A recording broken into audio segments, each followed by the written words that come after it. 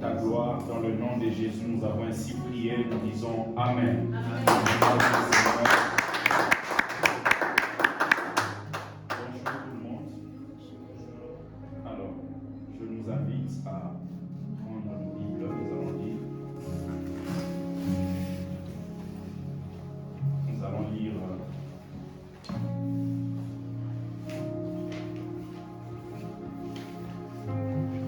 lire premièrement dans Hébreux, chapitre 1er. On a lu la fois passée. Hébreux, chapitre 1er.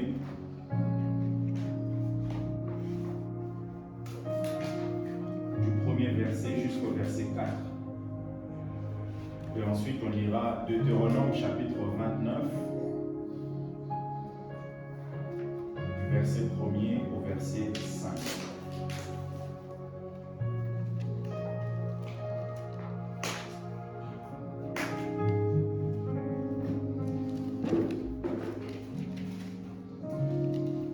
Alors, prenons Hébreux chapitre 1er. Hébreux chapitre 1er, du premier verset jusqu'au verset 4.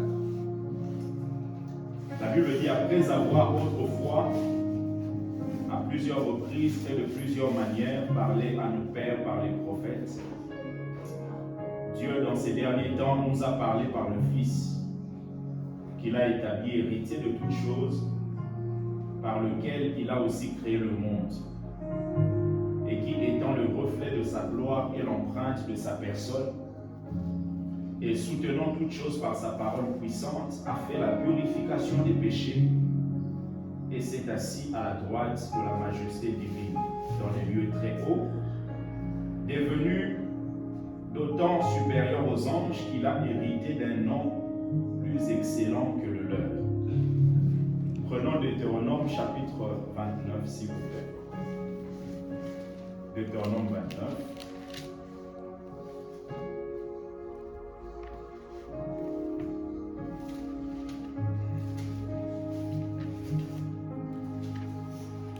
Deutéronome 29, du premier verset au verset 5.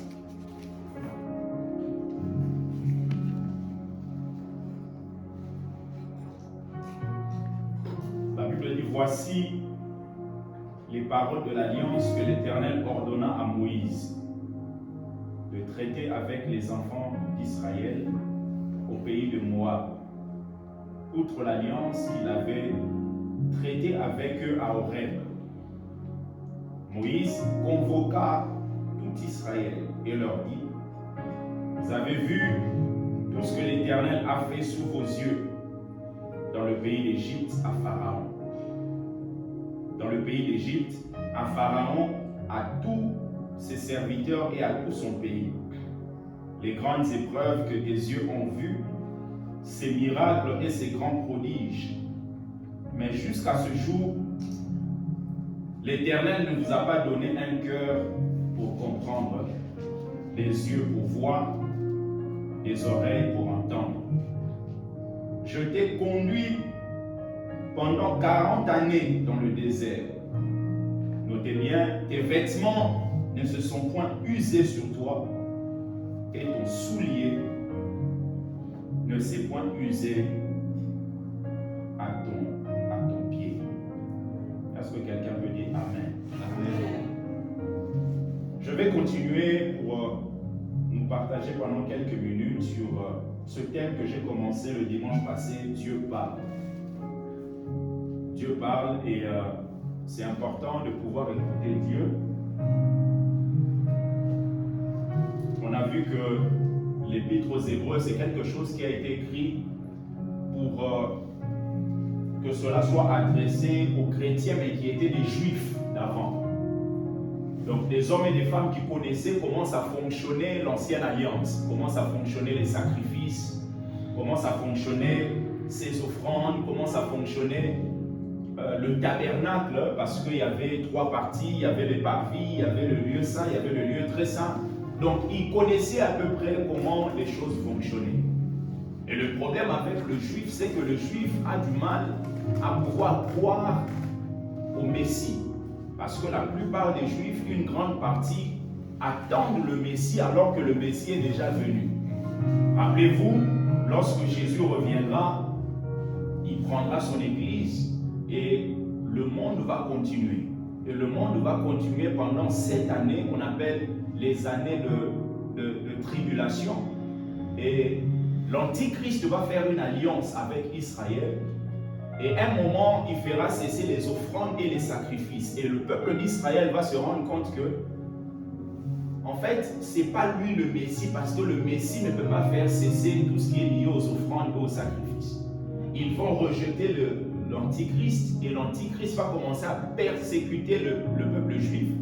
Et c'est en ce moment-là que le peuple juif va crier à Jésus, celui qu'ils avaient percé. Et Jésus reviendra justement sur le mont d'Olivier afin de pouvoir mettre fin au ministère de l'Antichrist et au ministère du faux prophète. Et Dieu parle, la Bible dit, autrefois Dieu a parlé par des prophètes. Nous avons vu que le prophète, le mot prophète le plus utilisé dans l'Ancien Testament, c'est le mot nabi. Vous voyez, même en Swahili, en Swahili, prophète, on l'appelle nabi. Parce que Swahili, c'est un mot, c'est une langue qui inclut beaucoup de langues sémitiques et tout ça. Donc, nabi, ça signifie porte-parole de Dieu. Quelqu'un en qui les paroles de Dieu bouillonnent. En qui Dieu a déposé sa parole afin de communiquer aux autres. En qui Dieu a déposé quelque chose pour être son instrument sur une génération. À l'image d'Abraham. Abraham était nabi, était prophète. C'est-à-dire c'est quelqu'un en qui Dieu avait déposé des choses afin d'être son instrument pour une génération. Moïse est un prophète, nabi.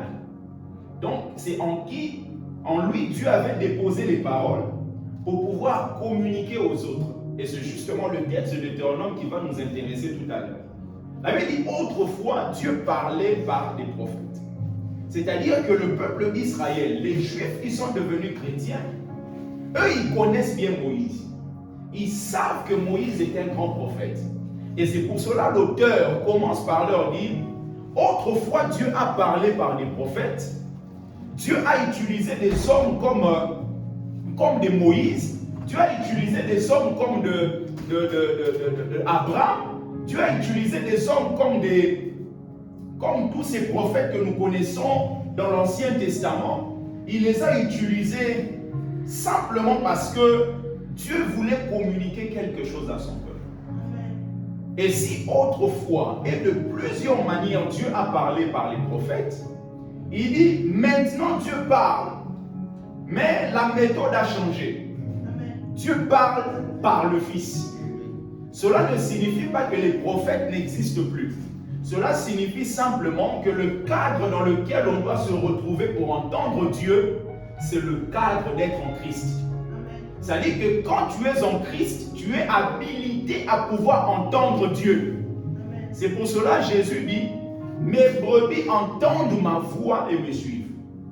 Et qui est brebis du Seigneur, si ce n'est que celui qui est en Christ. Autrefois, il a parlé par des prophètes à plusieurs reprises et de plusieurs manières. Parce que Dieu ne parle pas d'une seule manière. Dieu parle de plusieurs manières. Dieu parle par des voix intérieures. Dieu parle par des prophéties. Dieu parle par des songes. Dieu parle par des voix audibles. Dieu parle par des événements et des circonstances. Un événement peut venir dans ta vie. L'événement ne vient pas juste comme événement, mais vient comme un message qui est adressé à quelqu'un. Dieu parle par tout ce qui se passe tout autour de nous, même au niveau de la nature. Quand vous regardez la nature peut vous permettre de comprendre la grandeur de Dieu. Parce que la nature témoigne de la grandeur de Dieu. C'est pour cela que personne ne peut dire que je n'avais pas des preuves de ne pas comprendre que Dieu existe. Parce que même la nature témoigne de l'existence de Dieu. Quand on regarde tout ce qui s'y trouve. Donc il dit, autrefois Dieu a parlé par les prophètes, et maintenant il parle par le Fils. Et dans la version grecque, on ne dit pas par le Fils, on dit dans le Fils. C'est-à-dire c'est le fait d'être dans le Fils qui vous qualifie d'avoir les oreilles aptes à pouvoir entendre Dieu. Être dans le Fils. C'est pour cela que Jésus va passer son temps à dire, si vous demeurez en moi et que mes paroles demeurent en vous, demandez tout ce que vous voulez, cela vous sera accordé. Il ne faudrait pas que lui demeure en nous, il faudrait que nous aussi nous demeurions en lui. Et être en lui, c'est justement la garantie de pouvoir écouter Dieu nous parler. Le peuple d'Israël était conduit par un prophète. Rappelez-vous, la Bible nous dit que c'est par un prophète que le peuple est sorti de l'Égypte. Donc Moïse était un prophète. Et finalement, le peuple, quand il est sorti de l'Égypte, le peuple est parti pour pouvoir conquérir la terre promise. Parce qu'une fois qu'on sort de l'Égypte, du monde, Dieu nous libère du monde afin que nous puissions conquérir un certain nombre de choses sur la terre. En fait, Dieu vous donne, mais il vous demande de conquérir ce qu'il vous a donné. C'est la raison pour laquelle, quand vous lisez les textes, vous verrez que Dieu passe son temps à dire au peuple, la terre que je vous ai donnée, que j'ai donnée à vos pères, c'est-à-dire que Dieu a donné, mais pour pouvoir rendre ça effectif, il faut conquérir. Il faut conquérir. Il faut conquérir. Il y a des actes qu'il faut poser afin que ce que Dieu a libéré puisse devenir effectif.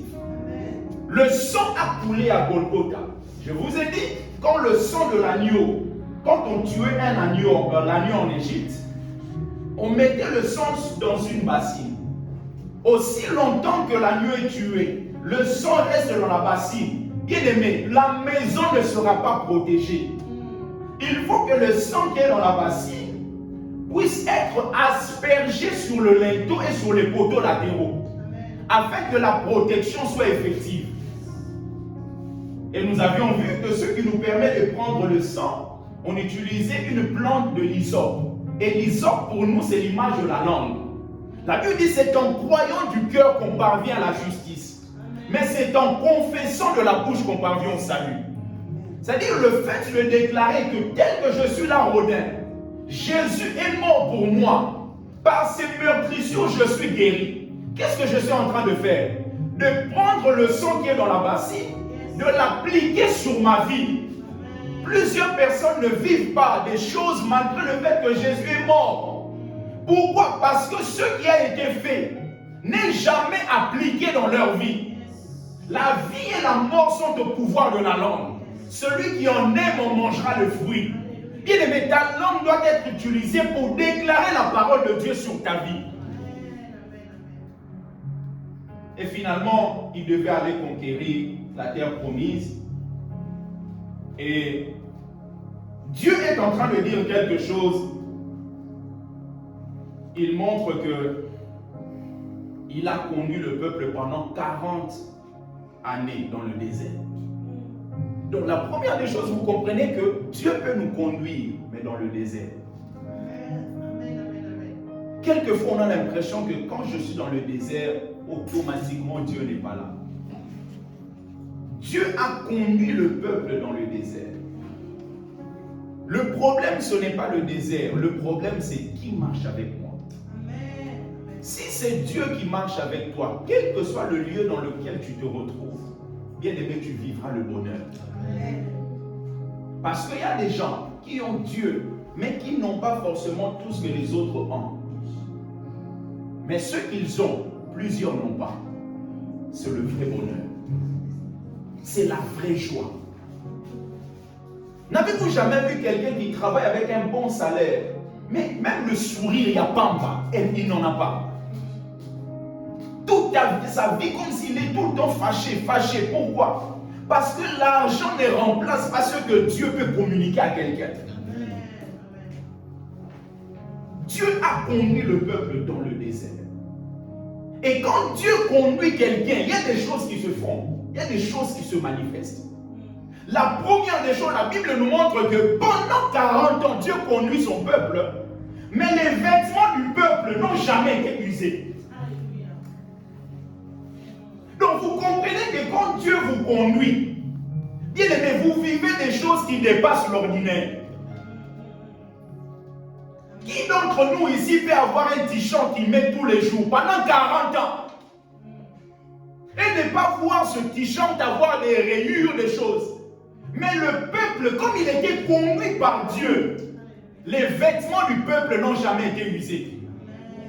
Maintenant, quand vous regardez l'Ancien Testament, vous comprenez que c'est l'ombre des choses à venir. Parce que dans l'Ancien Testament, vous avez ce qu'on appelle la loi. Et la loi, par définition, la loi, c'est un pédagogue. Et la loi, c'est aussi le diagnostic de Dieu. Un diagnostic, ce n'est pas la solution. Un diagnostic permet de mettre en évidence une maladie afin de pouvoir la traiter. La loi est venue mettre en évidence l'incapacité de l'homme à obéir à tous les commandements de Dieu. Et la réponse, c'est la grâce. Et maintenant, dans l'Ancien Testament, comme c'est l'ombre des choses à venir, cela nous montre que quand on est conduit par Dieu, le vêtement, c'est l'identité. Quand vous êtes conduit par Dieu, quel que soit le désert dans lequel vous pouvez vous retrouver, Dieu préservera votre identité. Le vêtement n'a pas été usé. Pourquoi? Parce que Dieu les conduisait. Les conduisait. Plusieurs personnes perdent leur identité. Pourquoi? Parce qu'ils se retrouvent dans des lieux sans Dieu. Il y a des lieux qui peuvent paraître même bizarres aux yeux des hommes, mais quand Dieu te dit d'y aller, rassure-toi, la protection de Dieu sera avec toi. Parce que quand Dieu te promet, la provision se retrouve dans la promesse. Dieu, quand il a parlé à Abraham, il lui a promis des choses. Et à un moment, Abraham commençait à s'inquiéter. Il dit, mais Père, Seigneur, non mon Dieu, tu me laisses partir comme ça? L'héritier de ma maison, il parle d'Éliezer, l'ancien serviteur, le serviteur le plus ancien. Dieu dit, non, Abraham, ne crains point. Ne crains point, pourquoi? Parce que j'ai fait la promesse. Et quand je fais la promesse, je me garantis de la provision pour la réalisation de la promesse. Bien aimé, Dieu ne peut jamais te promettre sans prévoir la provision. Il dit, ne crains point. Marche devant ma face et sois intègre. Je vais te voir constamment dans ma présence. Une chose qui fait que plusieurs ne puissent pas bénéficier de ça, c'est parce qu'ils ne sont pas devant la face de Dieu. Il dit, marche devant ma face et sois intègre. Vous comprenez que l'intégrité ne vient pas avant d'être devant la face de Dieu. En fait, c'est la face de Dieu qui vous permet de manifester l'intégrité. C'est la présence de Dieu qui fait naître la crainte de Dieu en vous. C'est le fait de contempler Dieu qui vous permettra de lui ressembler. N'avez-vous jamais vu quelqu'un qui regarde beaucoup un journaliste et finit par officier comme ce journaliste-là? Il y a des jours, je me rappelle un jour à Kinshasa, on avait un jeune qui regardait très souvent un joueur congolais. C'est-à-dire, ce joueur-là, quand il marque, il avait une manière là de courir. Et le jeune a commencé à courir exactement comme le joueur qu'il regardait. Pourquoi? Parce que ce que vous contemplez finit par vous attirer. Vous ne pourrez pas partir là où vous n'avez jamais vu au préalable. C'est pour cela que Dieu dit à Abraham, sors de ta tente. Parce que ta vision est limitée dans la tente. Je veux que tu sortes et que tu voies, afin que ce que tu vois puisse t'attirer. On n'attire pas des choses qu'on n'a jamais vues. Si vous ne voyez jamais une vie de quelqu'un qui craint Dieu, bien aimé, vous ne l'attirez pas. Voyez votre vie comme une vie qui a été transformée par Dieu. Et cette transformation que vous voyez finira par devenir effective dans votre vie.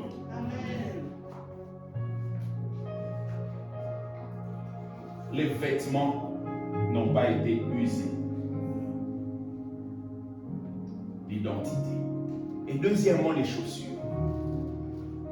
Non seulement les vêtements n'ont pas été touchés, usés, mais les chaussures n'ont pas non plus été usées.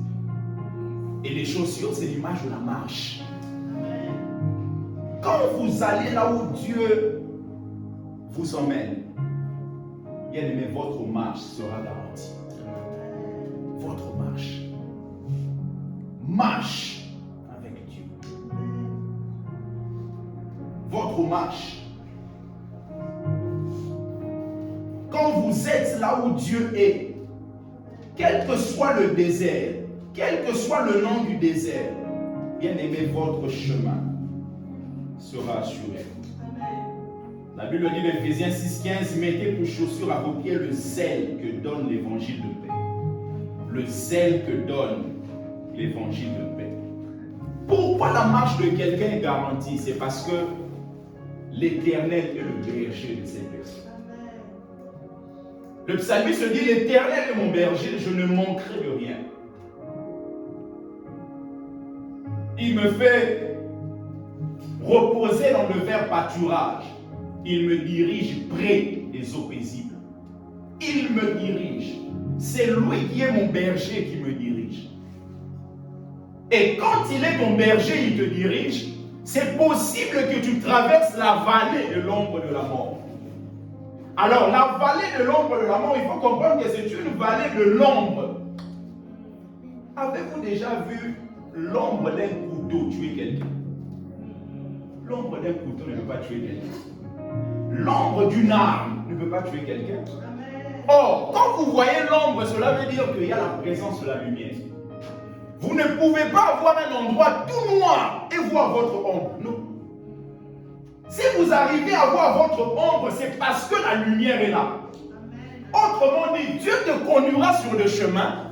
Tu auras l'impression que c'est la mort. Mais non, c'est juste l'ombre. C'est l'ombre parce que lui-même, Dieu qui est la lumière, il est là. Et quand il est présent, bien aimé, ta sécurité est garantie. Lorsque Dieu te conduit, il te demandera quelquefois de tuer certaines choses en toi. Il te demandera quelquefois de prendre Isaac, de l'emmener sur la montagne. Le problème, c'est que quand il te demandera d'y aller, il faudra amener le couteau, le vrai couteau. Quelquefois, on amène le couteau en bois, en caoutchouc. On sait nous-mêmes que le couteau ne fera pas l'affaire. Donc on se dit, Seigneur, je vais quand même. Parce que peut-être tu vas changer la vie. Comme ça au moins, j'aurai gardé mon fils. Quelquefois, Dieu te demandera des choses que tu te débarrasses de certaines choses. Certains comportements, certaines colères. Parce que Dieu sait, sur la route de ta destinée, il y a certaines choses qui peuvent te faire ralentir. Peuvent te ralentir sur la voie de ta progression. Il te demandera de travailler ce côté-là particulièrement. Parce qu'il y a un principe dans la vie, ce que tu ne tues pas maintenant peut finir par te tuer demain. Saül, Dieu lui dit, comme Amalek a joué avec mon peuple, tu vas aller détruire Amalek avec tous les biens et tout ça. Et Saül, quand il va, il garde Amalek, il garde un certain nombre d'animaux qui étaient de qualité. Et au travers de ça, Saül a été rejeté. Saül avait l'épée. L'épée n'a pas fait son travail. Mais vous allez vous rendre compte que plus tard, la même épée a fini par tuer Saül. Parce que Saül, l'homme qui vient de voir David pour lui dire, mais finalement, j'ai donné la mort à loin de l'Éternel, il pensait qu'il était en train de donner une bonne nouvelle à David. Mais quand vous étudiez bien les textes, vous comprenez que cet homme-là n'avait jamais tué Saül. Parce que les écrits sont clairs, Saül s'est donné la mort. Mais s'est donné la mort avec quoi? Avec l'épée qu'il n'a pas su utiliser lorsque Dieu était en train de lui dire, Abba Agai. Ce que tu n'arrives pas à utiliser, à tuer maintenant, finira par te tuer demain. C'est la raison pour laquelle il faut se laisser conduire par le bon berger. Le bon berger. Quelquefois, même là pendant les vacances, même quand tu vas en vacances, sois conduit par le bon berger. Même quand tu te déplaces pour un jour, sois conduit par le bon berger. Tu vas faire les courses, bien aimé, que Dieu soit ton berger. Ton berger. Dans le désert, mais Dieu était là. Et le leader Moïse avait compris. Il dit, mais si toi-même tu ne viens pas avec nous, ne laisse pas partir d'ici. Malheureusement, nous ne vivons pas des victoires parce que nous pensons que nous pouvons réussir sans Dieu. La réussite, c'est différent du succès. Quelqu'un peut avoir du succès, mais ne pas réussir sa vie. Le succès est lié à la popularité. C'est-à-dire qu'une église, par exemple, de 100 000 membres, c'est une église qui a du succès. Mais la réussite, c'est par rapport à la vision que Dieu a donnée. C'est-à-dire que celui qui avait reçu 2 talents avait eu les mêmes paroles que celui qui avait reçu 5 talents. Parce que le problème, ce n'est pas au niveau de la quantité de ce que tu as reçu, mais c'est au niveau de la fidélité. Et la fidélité, par définition, c'est la multiplication. Multiplier ce que Dieu te donne. Multiplier les choses que Dieu t'a données. Dieu a déposé en toi des grâces. Il faudrait qu'au travers de toi, d'autres personnes aient cette même grâce-là. C'est-à-dire que tu te multiplies en d'autres. Dieu t'a donné la capacité de pouvoir. Il y a des gens, c'est-à-dire que quand ils regardent les catalogues, il n'a pas besoin de 20 minutes. Il suffit juste qu'il regarde le catalogue, il commence à monter un meuble. Et ça, c'est une grâce que Dieu donne. Et cette grâce-là, tu peux l'utiliser pour pouvoir communiquer aux autres. Ce que tu ne tues pas peut finir par te tuer demain. Saül n'a pas tué Agar, mais il a fini par se tuer lui-même. Prenez avec moi 1 Samuel, on va terminer par là. 1 Samuel chapitre 31. 1 Samuel 31, du premier verset au verset 6.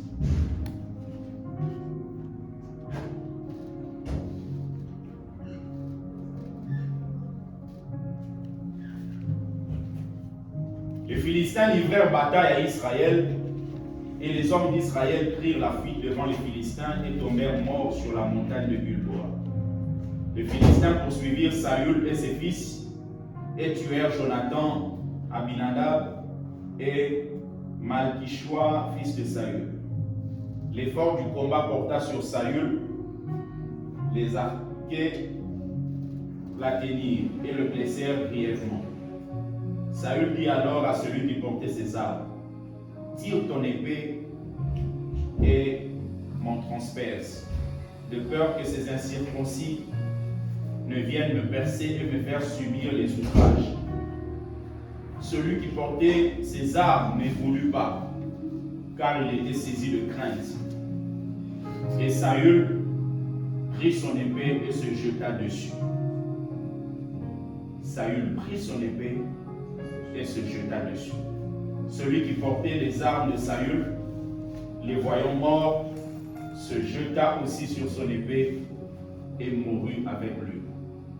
Ainsi périrent en même temps dans cette journée Saül et ses 3 fils, celui qui portait ses armes et tous ses gens. Saül, l'épée qu'il n'a pas utilisée pour pouvoir mettre fin à Gad, a fini par se tuer lui-même avec. Quelquefois, Dieu te dira, fais attention avec telle chose. C'est parce que Dieu ne veut pas que cette chose puisse te tuer demain. Dieu ne veut pas. C'est pour cela que j'aimerais encourager Emmanuel par rapport à ton travail. J'ai reçu une vision pour toi. Je voyais, on était dans une salle, tu viens, tu revenais mais tu étais très fatigué. Tu dormais, c'est-à-dire que quand tu es arrivé, tu as posé ta tête, tu commençais à dormir. Et je demandais, mais pourquoi tu viens du travail, tu dors comme ça? Il y a comme une information qui me vient, il est fatigué parce que c'est à cause du travail. Mais ce n'est pas seulement à cause du travail, on me dit c'est parce qu'il ne dort pas tôt. Et je me suis dit, mais il ne dort pas tôt. Donc, le travail peut être rude, mais il a aussi une certaine responsabilité par rapport à une certaine fatigue qu'il ressent très souvent. Et ne pas dormir tôt là, Dieu m'a fait comprendre que c'est vraiment dans le sens de l'organisation. Parce que si tu t'organises très bien, il y a certaines choses, tu ne ressentiras pas ça. Voilà. Donc Dieu veut te dire et t'encourager, continue à avoir des projets que tu as, continue à travailler tel que tu le fais, mais organise-toi pour que tu puisses être tranquille par rapport à ton travail. Voilà. Être tranquille par rapport à ton travail. Donc tu étais vraiment épuisé, très fatigué et justement quand le message est venu comme ça, directement je pensais que c'est le travail qui te fatiguait, mais l'information d'autres est venue pour me dire c'est pas juste le travail, c'est parce que il n'arrive pas à bien gérer son temps. Vraiment ma prière, que Dieu te fasse grâce de bien gérer ton temps afin d'être productif. Parce que très souvent tu te sens fatigué, mais les résultats ne suivent pas la fatigue que tu as. Voilà. Beaucoup de fatigue, mais peu de résultats. Si seulement tu peux bien gérer ça, je pense que Dieu te permettra d'être davantage productif. Est-ce que quelqu'un peut dire Amen? Amen. Est-ce qu'on peut acclamer le Seigneur? Amen. Si on peut se mettre debout, nous allons prier. Voilà. J'aimerais pas aller loin parce que c'est ce que Dieu m'avait donné pour aujourd'hui. Et Dieu savait que je devais écouter ce message. Au-devant de Dieu, il n'y a pas de hasard. Il n'y a pas de hasard. Si Dieu a permis que nous soyons au nombre que nous sommes là, c'est parce qu'il savait que nous qui sommes ici, nous devrions entendre ce message. Je ne sais pas là où tu te retrouves maintenant. Est-ce que tu es dans un désert? Mais j'aimerais que tu dises à Dieu, Seigneur, marche avec moi. Amen. Le problème, c'est que certains déserts sont provoqués par Dieu. C'est-à-dire que Dieu nous conduit dans le désert. Mais il y a d'autres déserts qui sont provoqués par Satan. Et ce sont des déserts qu'il faut refuser dans la prière. Et il y a des déserts qui sont provoqués par notre désobéissance. C'est parce qu'on n'a pas respecté certains nombre de principes que nous nous retrouvons dans une telle situation. J'aimerais que tu puisses regarder ta vie. Si tu traverses un désert, réalise, est-ce que c'est à cause de ma désobéissance? Si c'est à cause de ta désobéissance, dans ton cœur, prie Dieu, réponds-toi et dis-lui, Seigneur, un nouveau départ avec toi. Amen. Si c'est Satan qui vient avec ses manœuvres, la Bible dit, il t'a donné l'autorité, le pouvoir de marcher sur le scorpion et sur toute la puissance de l'ennemi, et rien ne pourra te nuire. Tu chasseras cela. Et si c'est Dieu, dis-lui, Seigneur, dépose la paix dans mon cœur. La paix qui me fera comprendre que c'est toi le berger qui me conduit sur ce chemin. Est-ce qu'on peut prier? Prions au nom de Jésus. Ça va,